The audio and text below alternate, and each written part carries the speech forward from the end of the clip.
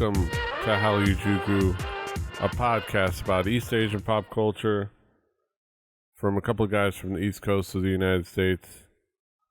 I'm Petey Rave, over here on this side. Here with me is my tag team partner, my partner in crime, my right-hand man to my left-hand side, Brandon Cooper, aka King Kaz. How you doing, Kaz? I'm doing good. What's up, my man? I'm here. We're here. It's been a little bit. It's been a minute. Yeah. But we're back at it again. How about you? Yeah. We're here.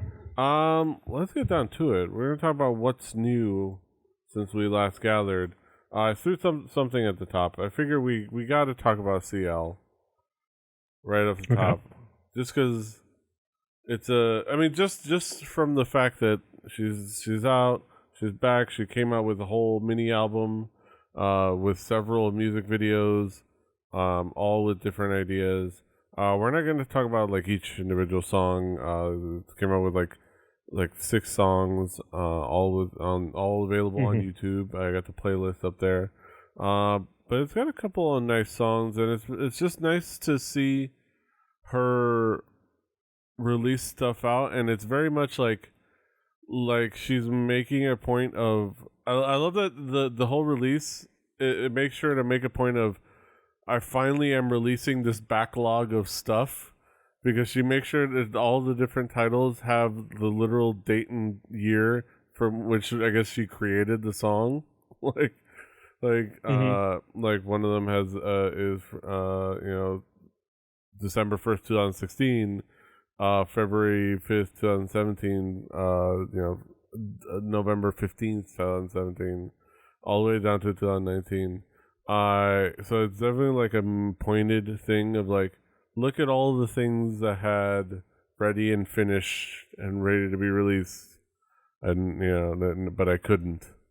And there were like a couple of songs could be interpreted as either breakup songs or FUYG Entertainment songs.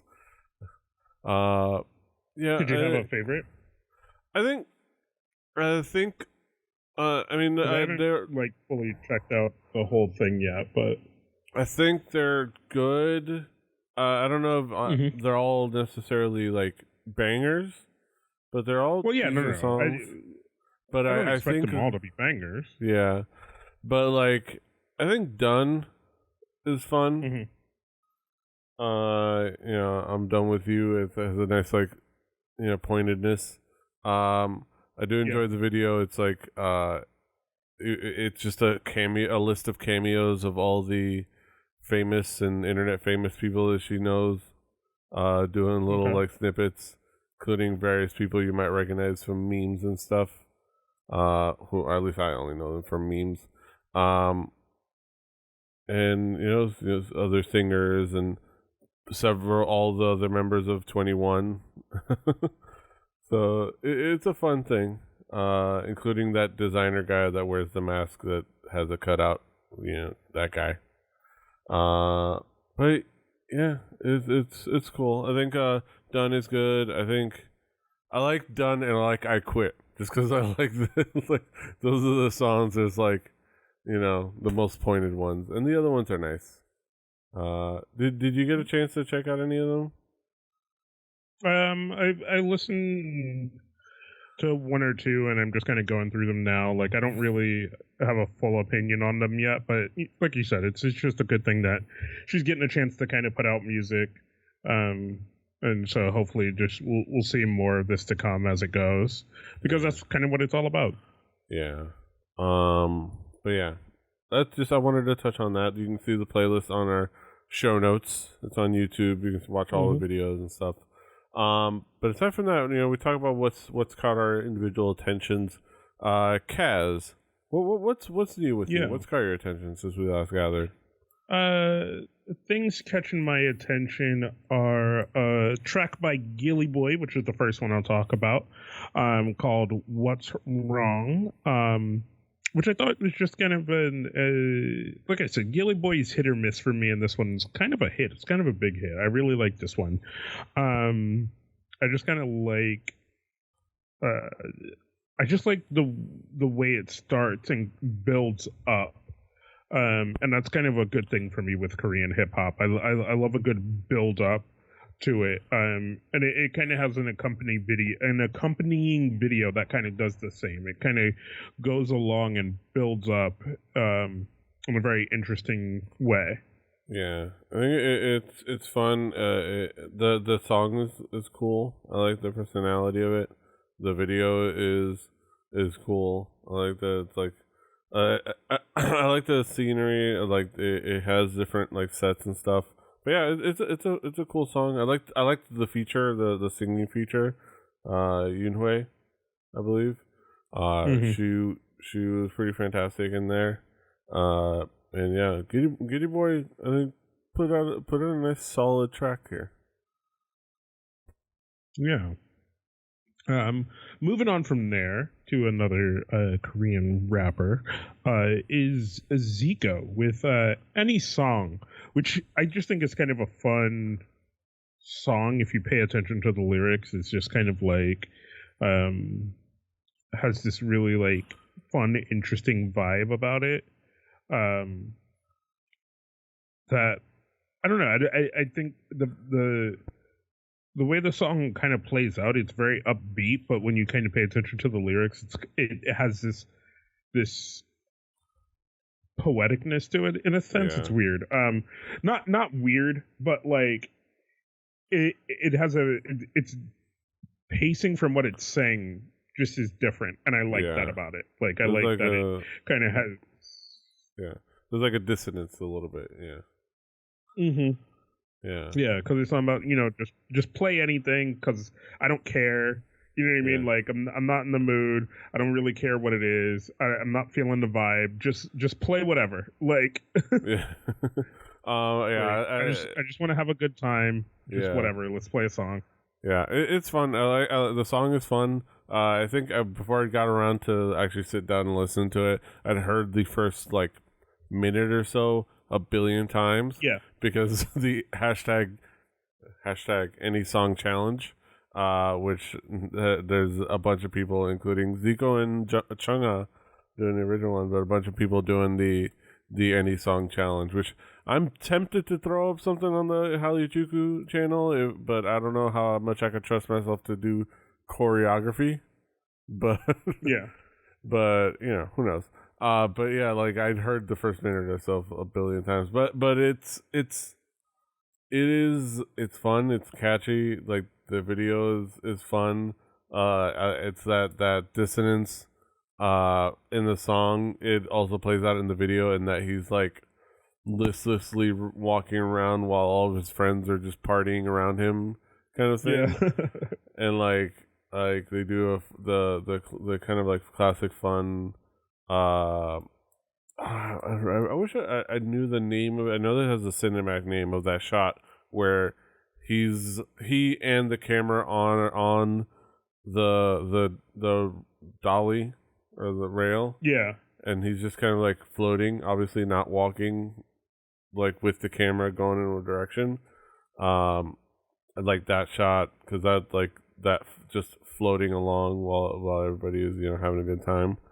Yeah, and it's fun because like it's like the part where he just kind of like the part where everybody's passed out and then he by himself is dancing around while listening to music is fun. But yeah, and then he runs away. I don't know. It just is a cool vibe, and Zico, he knocks it out of the park on this one, and it's already killing it. I think on the charts as well. So yeah, Yeah. And another banger. I think like you said, kind of having this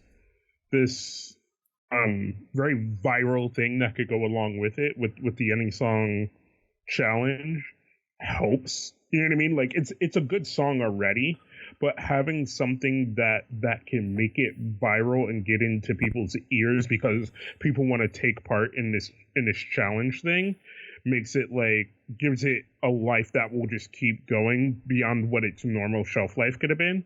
Yeah, Because like you said, people are constantly going to find that thing probably first, and then just it leads to you coming back to the song. So it's always interesting when things like that happen. Yeah. I will say one last thing. I could have sworn at the end of there, I think from my expectations, I have expected for Zico to get hit by a car or something. Yeah, same. When he was running down the street, he's like, all right, this is the part where... that crosswalk and just looks, and I'm like, oh, here it comes, man. Here it comes. That's the twist. And like, no, it didn't end up being that way. But come on. Don't just be running out on the streets. But yeah. What you got? All right. I've got a couple songs. I want to give one shout out to the things that caught my attention since we last gathered. One of them being randomly the YouTube channel called SBS K-Pop Classic. I don't know if this is official or not. I assume it is because at this point it hasn't been taken down. But it is literally, it used to be two channels. It used to be two live streaming channels. One streaming, I think, from like 95 to 99 and on like doing 2000, 2002. But I think now it's just one channel. And it's literally streaming one after the other full episodes of Inkigayo from October of 1995 to September of 2002. It's like throwback Inkigayos. And it's a fun time. Just throw that on and like really kill your nostalgia. or feel it. I think there's a lot of it's like it does it twofold. If you remember this era, obviously this is before my time in K-pop, and I think before yours as well. But it for a lot of people that have a nostalgia for this era, honestly, for this era in the Western pop, you'll find some familiar, funny things.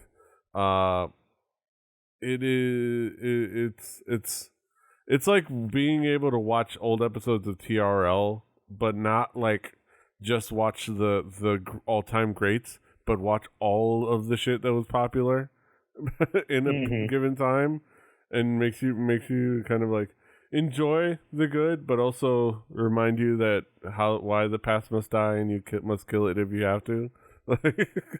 Just but it's a fun like experience, and I think people should check it out. It's the hair, the clothes, the camera angles, the dance moves, the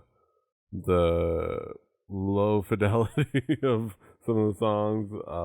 It is fun time, so go check it out. But moving on. I don't know if you had any thoughts about old K-pop, but moving on. I mean, I think it's just great. You know what I mean? Like, yeah, I think it's just a great kind of like thing to do, right? Because these people are going to be more and more and more curious about K-pop as it goes, right? And there are going to be people who want to understand kind of the start of something. Yeah. And kind of its origin. So to have something like this in a very easily accessible place, I think is amazing. Yeah. So it's a fun like trip into the past, and I think people should check it out because it's an unfiltered, unedited look into like certain eras, which is really cool. Yeah. Moving forward, a couple of songs that happened in the last bit of time. AOA, coming off the heels of Queendom, came back with a song called "Come See Me," and it's really solid. Like it is a nice maturing of AOA's sound. It is has a nice attitude and a nice personality to it. You almost forget like what in last bit of time that we saw AOA is they were kind of doing these pretty okay like catchy pop tunes, but they've been in a little bit of time away. They've all grown a bit over the time, even during the time they were doing those like those tunes, and they came out with something a little bit more like with a little bit more gravitas, and I really enjoy it for that. And I think that the song is cool. The video and the visuals of the video are really cool. Their performances of like the songs like have a nice feel to it. Like I think this is a really nice maturing of AOA sound. I think that's the biggest thing that I would put about it. What Yeah, do I you can think? agree with that. I think I just like the sound of it. Like I don't know. I don't find it necessarily amazing in any way, but I Yeah, do agree with what you're saying, right? It's this kind of more it's more than I expected from AOA. yeah, Is if that doesn't sound weird. Like I didn't expect something like this, but it definitely just has I don't know. It has like this kind of classic girl group sound. yeah. Um, and I think that's why I'm kind of resonating with it more because I'm not super excited about like current girl group stuff outside of like Red Velvet and like a couple of other groups, but like I like it. Yeah. Yeah, I think it's a solid song. I think it's a nice calling card song, nice a demonstration of, they've been at this point for 8 years and they still got it. Yeah. Yeah. Uh here's 8-year veterans. And they still got it, which is really cool. Um Moving on to the next Yeah. song. I want to give my boy JYP a shout out. JYP came out with a song called Fever, featuring Super B and BB, who's a really fantastic singer. This is a fun song. This is JYP. Just like this is now I realize that this is his identity now, being the old man that is technically just having to run a company, but also wants to make music for himself. This is just a fun song about fucking, and like it's a fun video about fucking, like, and it's a fun video about wanting to fuck the rich mom from Parasite, which honestly I Yeah. think we can all relate to. It's like it is a fun video. The song is really cool and catchy. The features are really well done. Suva B has like a nice little featuring in there. The metaphors, the using duck, because I have to look it up, but like, the rice cake is part of like sex metaphors, and it's really fun. Like pounding the rice cake is a euphemism for sex when they uses that in the video, and it's fantastic. Um, and it's like JYP is hilarious and awesome and really talented, and I'm glad he's still got it in this sense. What was your feeling? What was your impression? I thought it was fun. Like you said, it has a very like silly vibe to it. Like that is super enjoyable. Like, and it's just like it's done in just like such a fun way. Yeah. So yeah, and it's fun. It's catchy, and the video is fun. So check that out. You see some fun dance moves by Yeah. JYP. But yeah. Speaking of Red Velvet earlier, Red Velvet did come back with a new track called Psycho, a little bit ago, about like a month ago. It's a new track from like the Rebel Festival finale, and overall it's a solid song. I think it feels, this one definitely feels more like Bad Boy than it is, say, like the Zimzalabim and the kind of the higher paced ones. This is more like the slower, the Velvet side of things. With a kind of more of an attitude, and I think it works well. I think it's not quite I think I would like Bad Boy a little bit more, but this is a song that it's well done. The like the hook is really nice. Uh, it does draw you in really well. The video's cool. The dances are cool.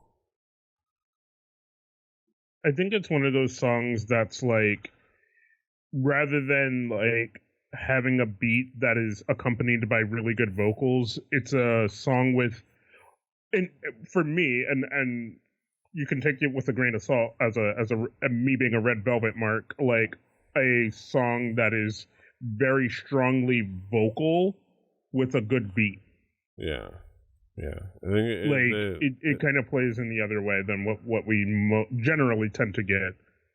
Yeah, like they put it vocals forward in a really good way. And I they all shine really well.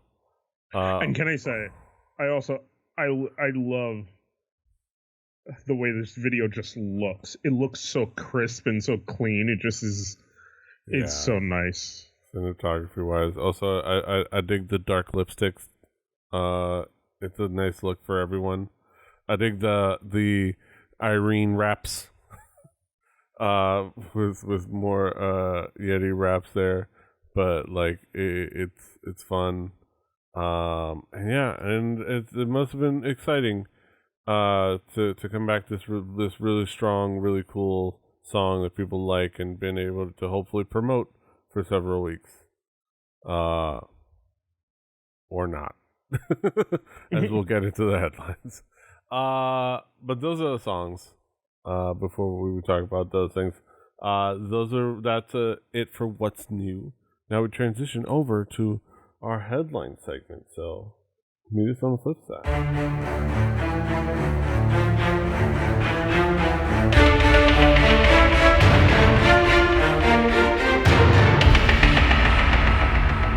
Yeah, welcome back to the headline segment. We're here to talk about some more stuff. We're going to talk about topical topics in the world of East Asian pop culture. God damn, not making words good. We're going to talk about some of the things going on in the world of East Asian pop culture. You know, what's the haps? But let's get started with this Red Velvet thing.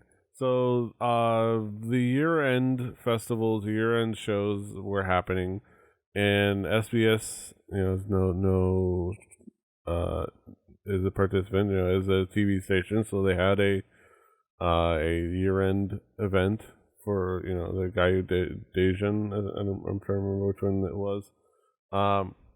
And unfortunately, there were some lapses in judgment and safety, which caused Wendy of Red Velvet to fall about 2.5 meters, I believe, or was it like 3.5 meters? They kept saying, after having to walk a tunnel in the dark from a high up stage where there was supposed to be stairs, but there weren't stairs, and she fell down.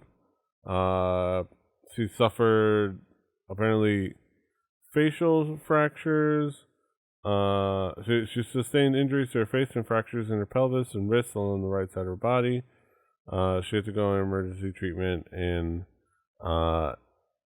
she's been hospitalized pretty much like most of January, and all would have been prevented by putting a piece of tape, like you do with TV stations, where you put your marks, put a little piece of tape. Yeah, but this is what happens when you have highly rushed productions and miscommunication and all these other things that are going on that probably led to this.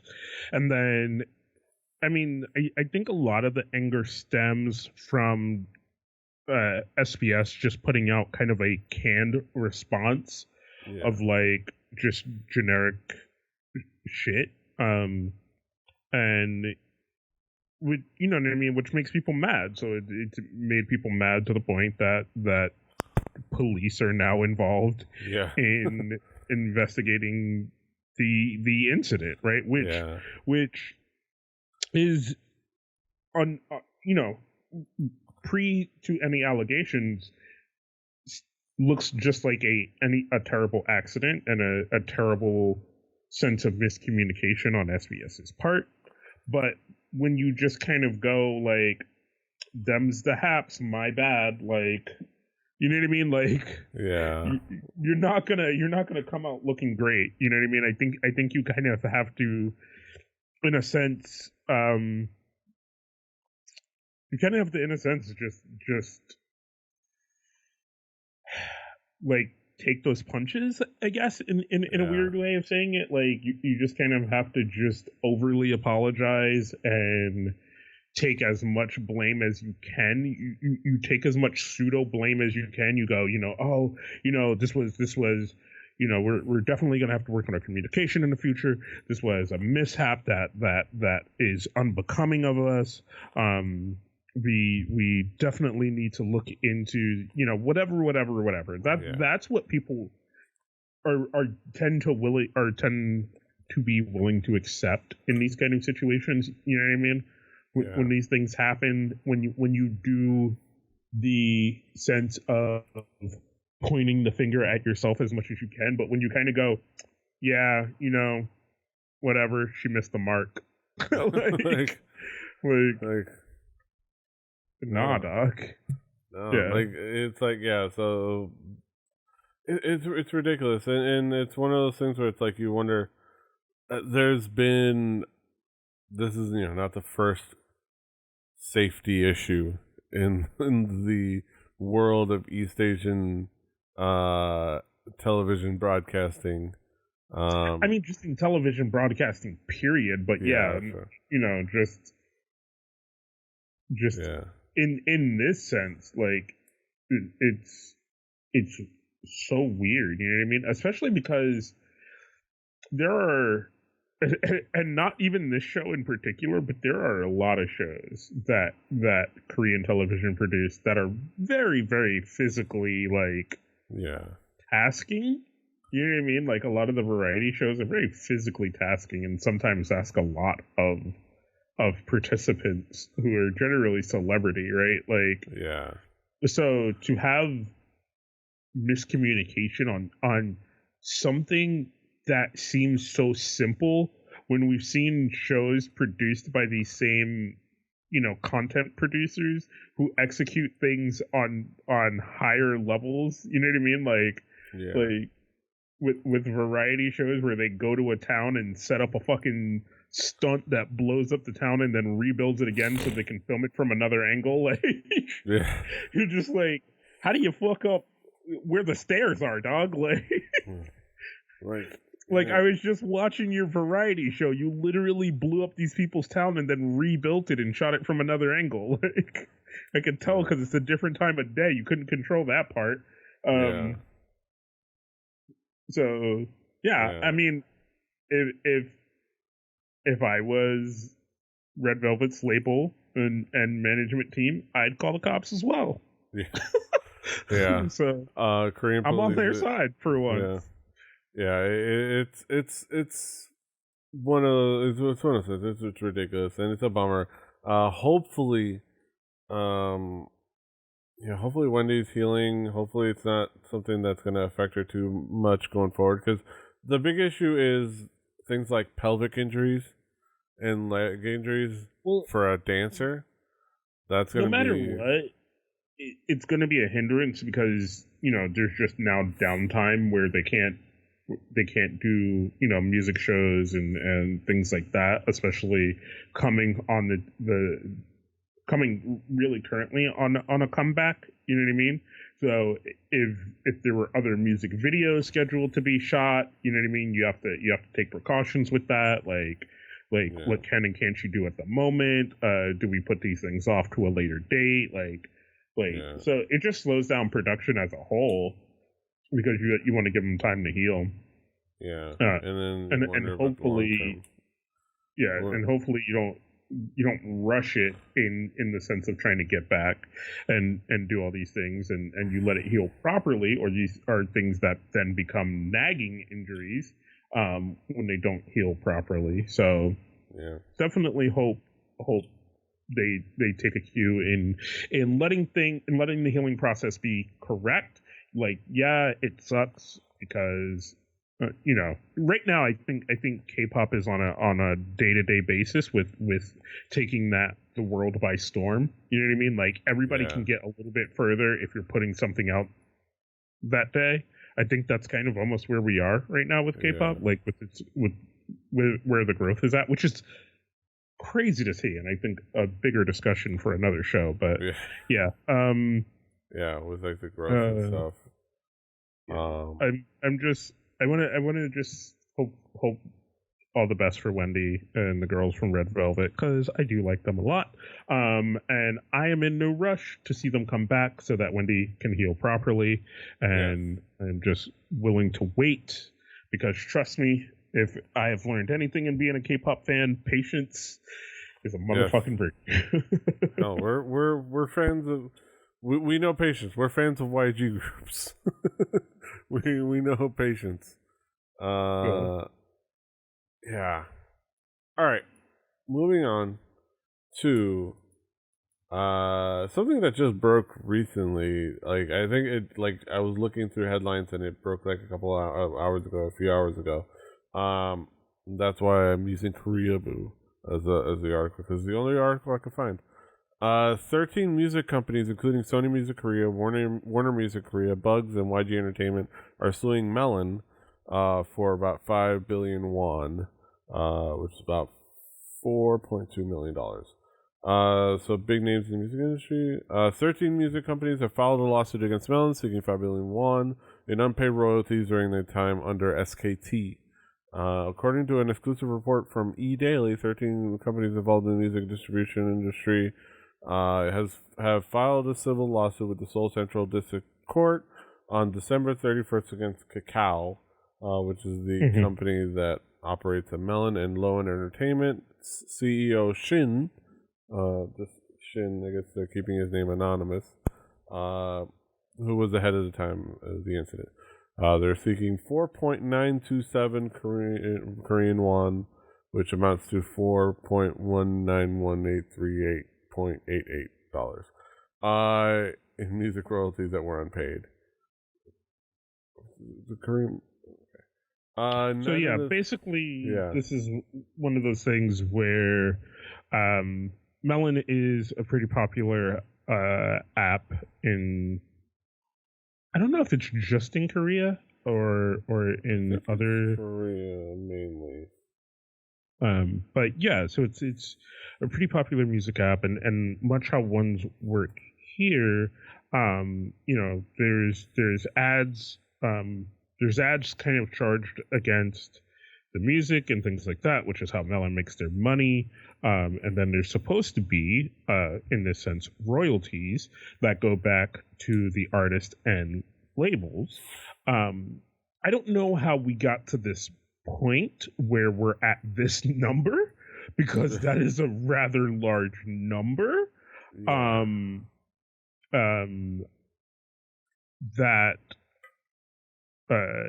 these companies have decided to sue. So there's 13 in total. 9 have been revealed, YG being one of them. Actually, YG being 2 of them, YG Entertainment and YG Plus. Warner Music, which is a big one. Sony Music, which is a big one. And Universal, which is another big one, with the other 9 that have been revealed.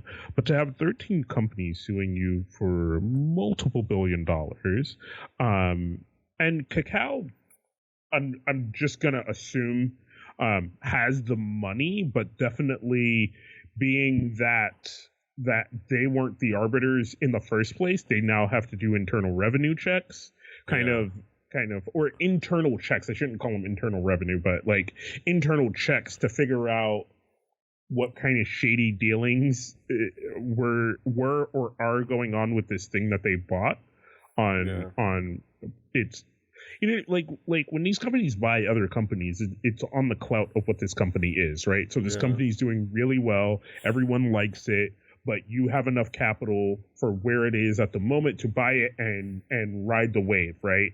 Yeah. So that's what Kakao did in buying Melon.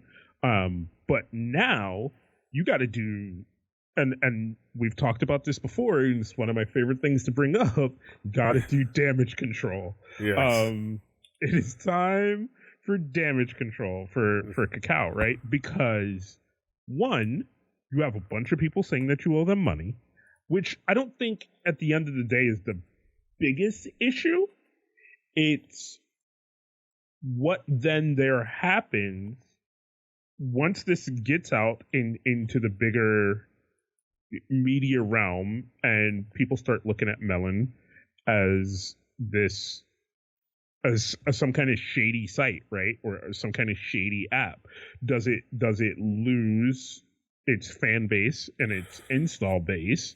You know what I mean? Does it start costing you more money to keep Melon for Kakao?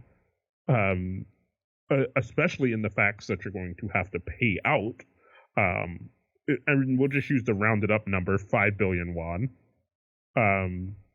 Like, is it just then gonna just, just bleed money from your pocket at that point?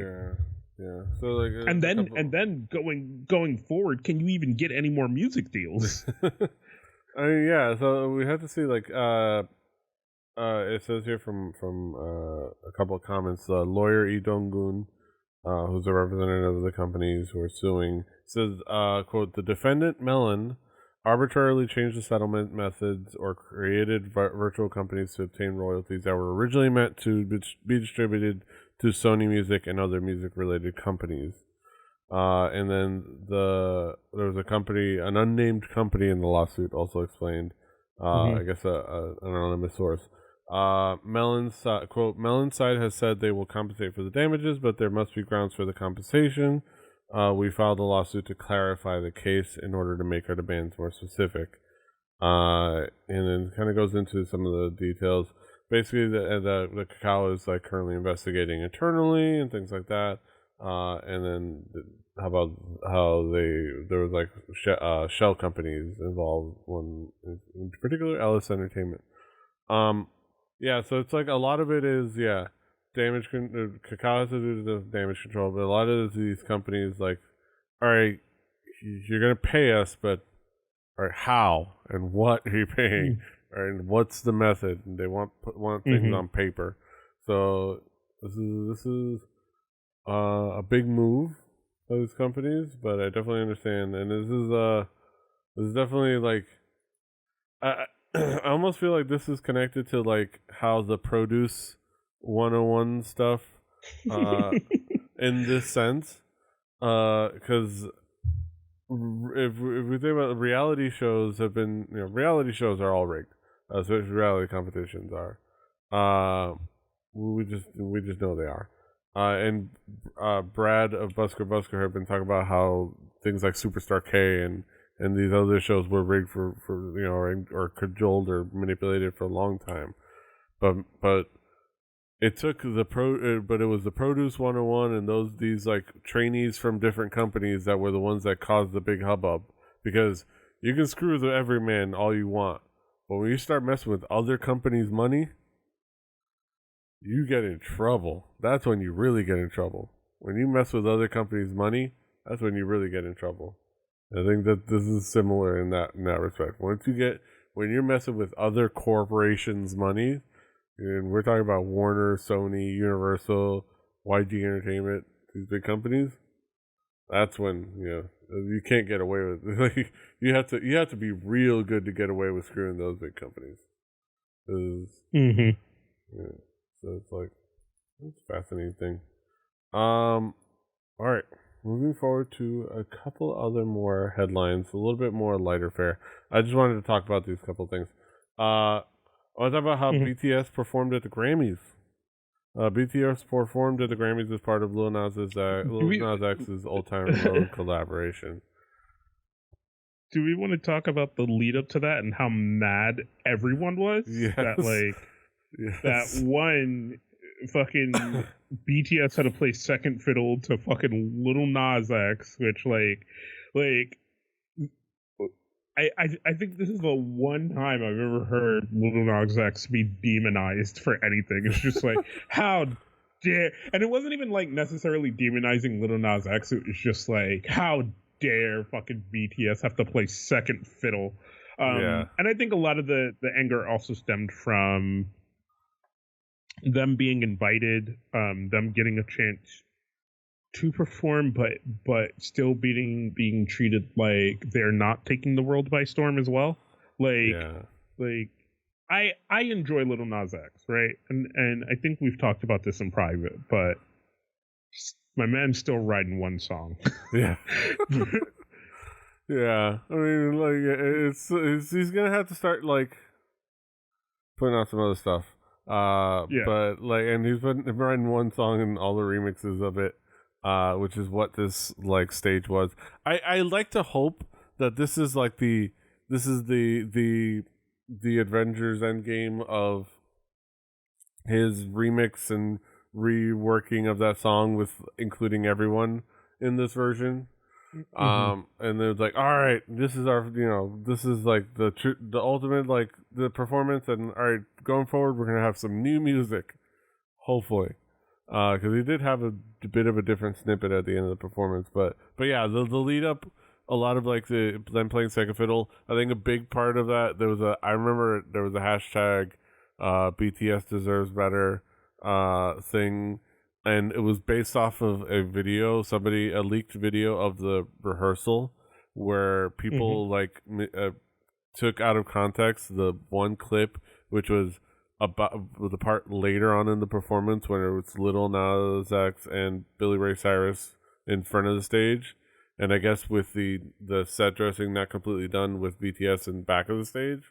And like, they're gonna make them background dancers. They'll take the stage. Well, they're not your backup props. It was like, and then when they actually did the performance, BTS featured very heavily and had their own great moment, with Nas X actually taking a backseat and sitting and letting them shine, and it turned out to be a really great performance. Like. It's like the build up, everybody wanting to get angry and piss off, and then it ended up being kind of a really fun moment with everybody having a great time, and BTS still getting a moment to shine. Not just RM, but like they got to be featured. But I think I would have. I don't know. I think it would have been, especially for the Grammys, and especially for the year that it's been for Lil Nas X and for BTS, to maybe do more of a kind of a mix kind of thing. You know what I mean? Like, take a BTS song that kind of has the same vibe and like meld it with this and meld it with another super hot artist. Yeah. You know what I mean? Like, wait, why did we step away from ever doing that as a thing? Like, but I don't know. Yeah. I think it could have been better done. Do I think it was as bad as people painted it out to be? No. And I think people circled around like, yeah, like, and I think people circled around like you said, and realized it wasn't as bad as their fears expected it to be. But I definitely feel like it could have been more, right? Because I just feel like it was riding the moment of what this kid has done and just making 100 remixes.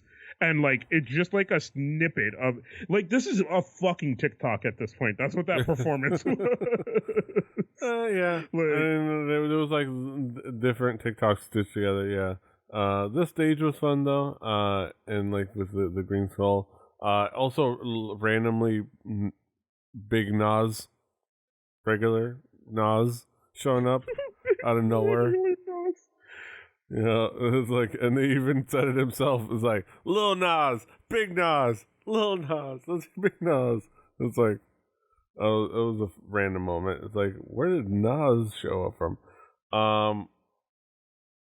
Yeah, it was cool. I was, yeah, it definitely made you want more for BTS in this stage. Yeah. Like, I as much as I'm not as At the same time, And- I and don't it- think they need the Grammys, but it would still be cool if they got recognized in this like Yeah. specific, important, at least Especially, that wants to believe it's I important. think it's one of those things for me, right?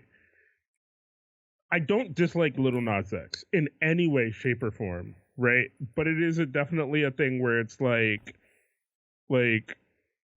the body of work for me. It's like Little Nas X is writing the remix of one song over and over. The amount of work BTS has done over the last 4 or 5 years, right? And the body of work. Yeah, the last year just in general, but just the body of work that they have is just like I don't know. Just in the last year, they've had more work, more prolific stuff. But yeah, it would have been cool to see them shine on their own stage, and who knows, we might. But there's also the flip side of wondering if Little Nas X didn't invite them, would they have been invited in the first place? So yeah. So it's like, I mean, like I said, I respect the kid a lot because he has these moments of like good genius and like knowing how to do what to collab with to keep this one song going. But like, yeah, I don't know. Yeah. All right, I'm gonna pivot from what's in the doc. Yeah. Just because that one is like mostly not really anything. I just want to talk about something really fun from Japan. Okay. And it is. So the headline is "No coins, not a problem for Japan's new cashless gachapon capsule toy vending machines." We officially have card friendly and phone friendly gachapon machines. So like the of course the gachapon, if people aren't aware, are a little. I mean, it's Japan's version of what we have at like arcades and we've grown up with. They just have more unique things in them, which is just a little capsule toy vending machines. You know, we had gum and the little thing that's the hand that you stick on the wall and stuff. But they usually have more cool toys and more things from different like companies and properties. Some even have like coffee beans, things like that in cases. So gachapon, also known as gashapon, are those ubiquitous capsule vending machines found throughout Japan. Children and adults alike have taken delight in inserting their leftover change into the coin slot, twisting the handle, and eagerly watching as their surprise toy clatters gotcha into view.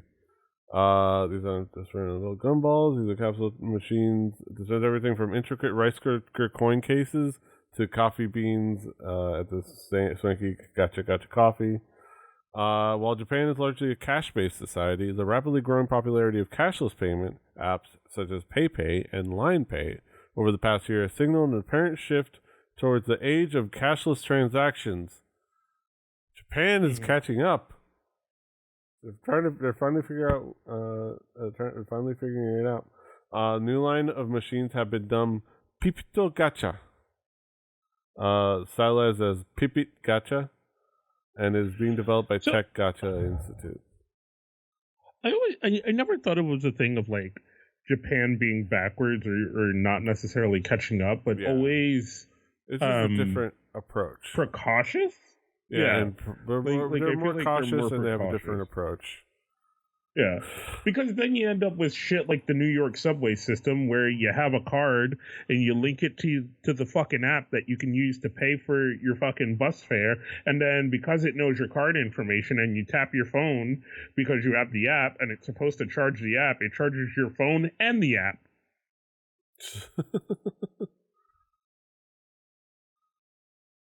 Yeah. So, yeah. Yeah. Yeah, it is fascinating, but this is fun. This has got to be a fun way to yeah. And I like the little machines. We can watch this little video. It is kind of cute. It always involves these cute commercials. we gotta see what toys. Apparently, they use a QR code reader and a 4G connection, and it's cool. Yeah, I just thought this was a nice little neat thing, and I'm looking forward to trying it out when we finally go to Japan. Like we said, when we finally go to Japan, this is gonna be one of those things that we need to check out, including all these other regular vending machines. Yeah, I saw this really cool video of like, I think it was Safia. I don't know. I think supposedly she used to be in BuzzFeed, but it got recommended to me on YouTube. But it was all these random vending machines, and I think one of them served udon, like right out of and like in a can, udon in a can, which was a funny thing. And then they all had like the same like coin purses. It was like the interesting thing, and then like a line of coin purses, which is really cool. Yeah, it was fun stuff. All right, that brings us to the end of another episode of Hallyujuku. Kaz, what's going on in your world? What's going on in your realm? Same old, new year, same stuff. Go check out the DKG Welt podcast. We got some new cover art. Check out the Patreon. We got some stuff coming to there as soon as I figure out how to put stuff there. It's a slow process, but definitely check out Sports Odds and Ends. Our last episode was supposed to be a little more lighthearted, but because of recent events, it wasn't as lighthearted as we wanted it to be. But yeah, it still was a fun episode. But definitely go check that out. It was definitely an interesting ride. I will say. We talked about some basketball news, some football news, some changing a front for the female NHL, in working on them also getting a new bargaining agreement, as we also talked about the WNBA getting a new collective bargaining agreement, which was a big cool thing. And just keep supporting women's sports is something that Sports Odds and Ends is definitely pushing for. Mm-hmm. Yeah, it's the great motto. Kind of lift up the women's sports, which is exciting. Mm-hmm. I saw the headline. I was like, it's like, yeah, like this is gonna please. This is gonna please y'all. This is definitely gonna please JVC. This headline. So yeah, I'm looking forward to that. So yeah, go check it out. Sportsoddsandends.com. He's at King Kaz. I'm at PD Rave. The show's at Hallyujuku. That's Hallyujuku.com as well. Kpoppodcast.com is another way to send people our way. Rebelly.net for this and other shows. Rebelly TV on YouTube and elsewhere. Well, didn't I tell you? Don't you know? We're on Apple Podcasts. We're on Google Podcasts. We're on Spotify. A bunch of places. Stitcher. Everywhere. Like, share, subscribe, do all the things. Until next time, hasta los huevos. Give it to me straight, Doctor. Fighting. Give it to me straight, Doctor.